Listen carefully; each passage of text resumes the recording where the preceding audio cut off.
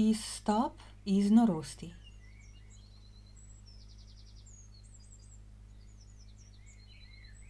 Zdi se že dolgo tega kot spomin iz prejšnjega življenja, ko sem prvič izvedela za naravni zakon, kako ga berem in ubogam. Dokler mi ni bil predstavljen, nisem niti vedela zanj. In tudi potem, ko mi je bil, sem bolj ali ne le kimala iz spoštovanja do darila, s katerim nisem vedela, kaj početi. Zakaj ne vem za zakon življenja? Zakaj ne vidim njegovih znamenj in vodstva? Zakaj naravni zakon ni gradnik naše kulture, iz katerega bi izviral naš odnos do nas samih in narave in s tem do Boga?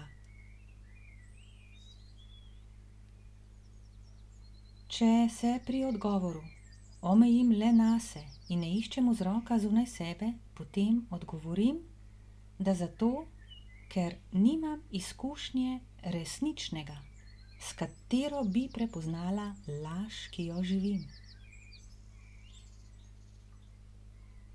Kaj je resnično? Žal se o tem ne da nič povedati, ker presega vse fenomene z razmišljanjem in govorjenjem na čelu.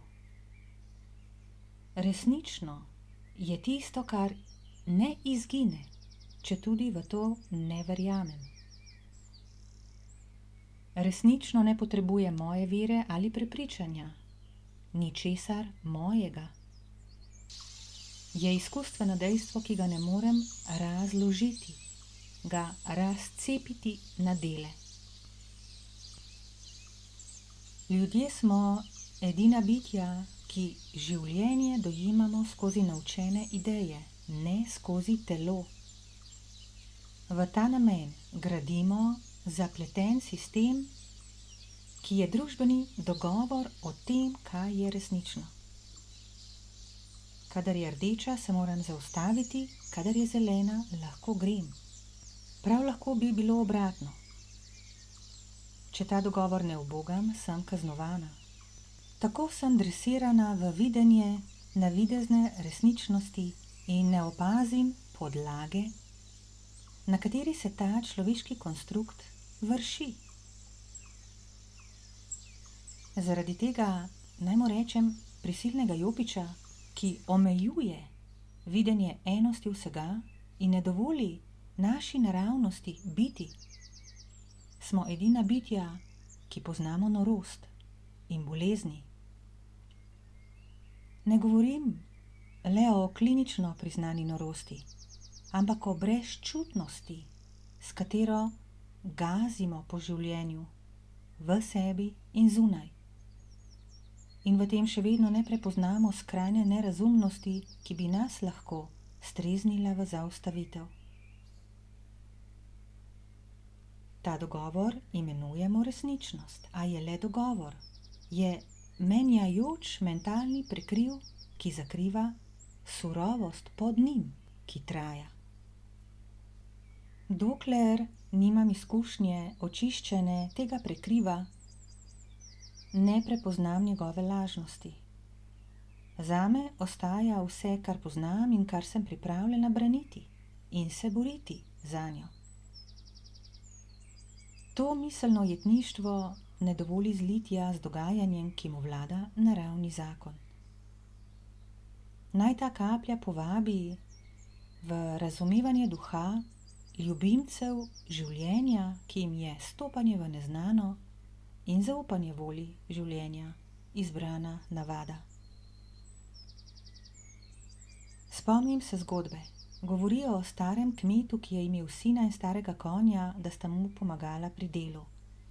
Neke noči je divjala nevihta, ki je preplašila konja, da se je zatekel v divjino. Naslednje jutro vaščani objokujejo kmetovo usodo, kako bo zdaj preživel, saj je konj pomagal obdelovati njivo in voziti pridelke na semenj. Starec je na njihove vzklike, kakšna smola, odgovoril, bomo videli. Po nekaj dneh se konj vrne s tropom konj. Vaščani vzklikajo, kakšna sreča, zdaj si najbogatejši kmet v vasi.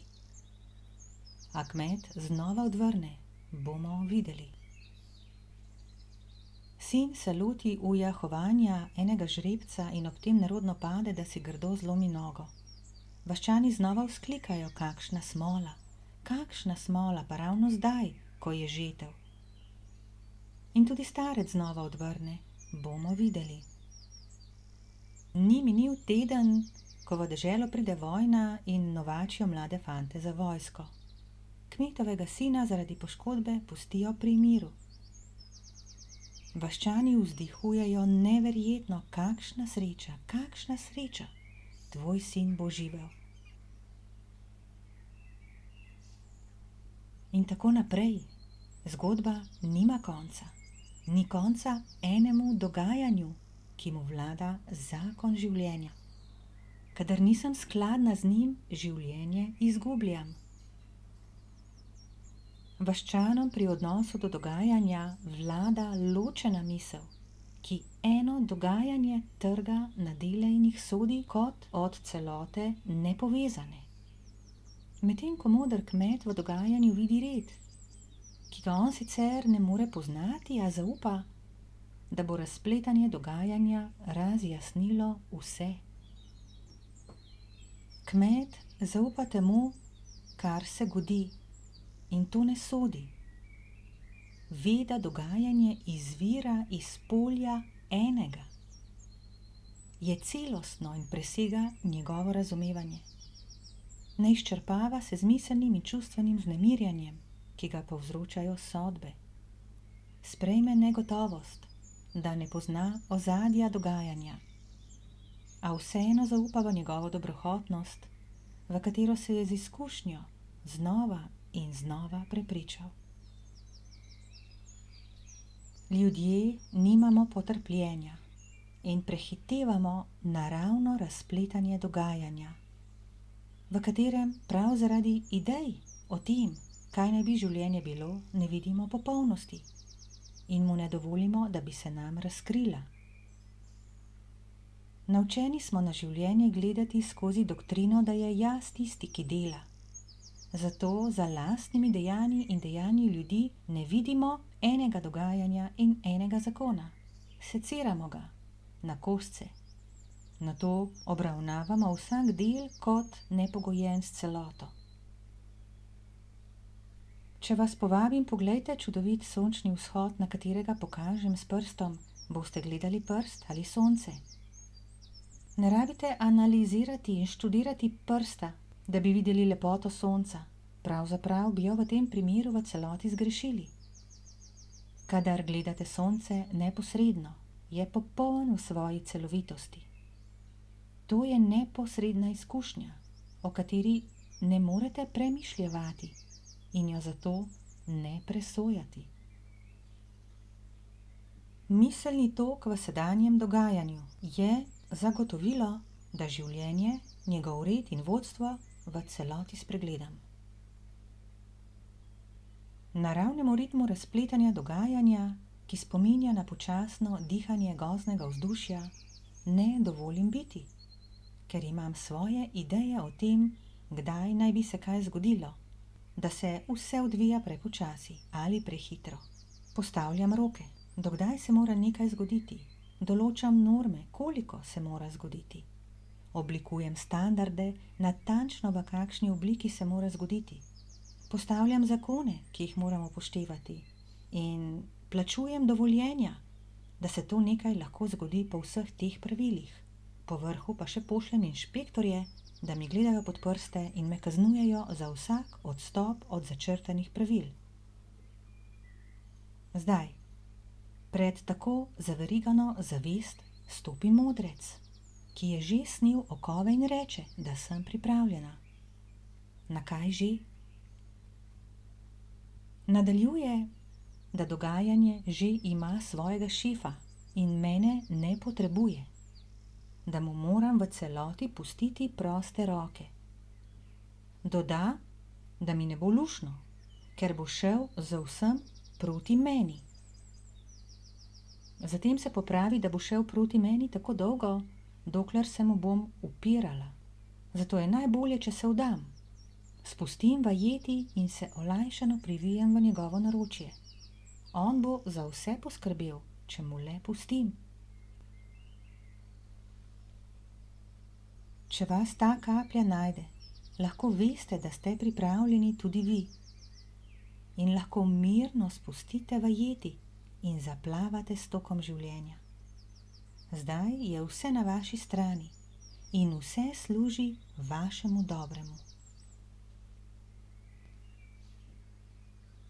Racionalizem ne dovoli, da bi se naravnost lahko godila le tišči svoje proti toku dogajanja in ne opazi brezplodnosti tega početja. Od majhnega se urimo v tak miselni tek. Ni enostavno spustiti ta oklep in se brez varoval vreči v tok. Celotna kultura nas vodi v zanašanje na akumulirano znanje, raje kot na neposredno izkušnjo, ki danes po večini ni več mehka, modro-hladna zelenina, pač pa rdeča pregretost jekleno-betonskega sveta. Izobraževalni sistem nagrajuje kopičenje in organiziranje znanja, raje kot neposreden uvid v stanje stvari in v modrost, biološkosti telesa. Duhovna praksa ni kopičenje znanja, je popolna opustitev vsega, kar mislim in vem. Je izstopanje iz znanega, razloženega, miselnega okvirja v neznano prostranost nedoločenosti svobode. Zapustiti moram občutek osebnega doseganja in lastninjenja znanja in spoznanj in sprejeti dejstvo, da ne vem, kaj je življenje in kaj je, kar se zares godi. Gotova sem lahko le v to, da se godi življenje, kajti smrt nima moči uresničitve. Ona lahko o tem, kar se godi, le misli in to presoja. Zdaj se urim v tem, da v dogajanju vidim le še ljubezen, nič več človeka, po katerem se dogajanje godi. Zdaj lahko le sem in pričam popolnosti na delu, ki se razkriva sedanjim dogajanjem, mirna, brez sodnika za očmi in brez potrebe po vmešavanju. Kadar poslušamo zgodbe o prebujenih ljudeh, si jih predstavljamo kot ljubeče modrece, ki ne znajo vihteti biča in nas usekati po hrbtu, da bi nas prisebili, ali o predaji ljubezni in pod to razumemo pravljico, v kateri izgine vse hudo. Kot taki nismo pripravljeni na soočenje, ne z enim, ne z drugim, ali užaljeni žalimo budne, ali prestrašeni pobegnemo od predaje sedanjosti, kakršna je, v ta svet, ki nam nudi pestro izbiro nadomestkov, s katerimi se lahko zamotimo. Naša družba je ponudba, ki žali življenje in omogoča beg od naravnosti. Tako se lovimo v past misli, ki zapolnjuje vrzel neznanega s tem, kar pozna. Ko bi vedeli, kakšni krasotci ste ljudje brez vsega družbenega kiča, kako lepi ste, kadar ste mirni v sprejemanju dogajanja, ne boječi za ta mali obstoj, kako veličastni ste v slečenosti iz podružbljenosti, bi se nemudoma zaustavili v hranjenju te osebe, ki niste. Zaupanje v življenje, zaupanje v njegovo dogajanje in miselni mir, ki jih pooseblja modrec iz zgodbe, so tako nujni, da soočanje z resničnostjo vzdržimo in ne pobegnemo in ne napadamo, da se ne zlomimo ali ne znorimo. Videti sebe po resnici ki nam jo dogajanje razkriva, zares ni enostavno. Še posebej na začetku, ko se zdi, da je cel svet proti nam, ker smo sami proti njemu. In tega seveda ne vemo in v napadih bližnjega še vidimo grdobijo drugega, ne odmev naše lastne. Ko se prebujam, je praviloma vse grdo in črno in vse je moje. Vendar je to le začetek. Nato se začnem sprejemati in lahko sprejmem tudi druge. Energija se čisti in napadi se redčijo. Zoprneži izginjajo iz mojega okolja in pridejo nove okoliščine, ki zrcalijo novo očiščenost. Gledano kolektivno je videti, da se pritiski kar nočejo pomiriti in je samo huje. Kot bi bila cela zemlja pod prešo, ki preizkuša voljnost duha po predaji. Me bodo pritiski zdrobili v prah upornih ali utekočinili v življenjski sok voljnih spustiti nadzor.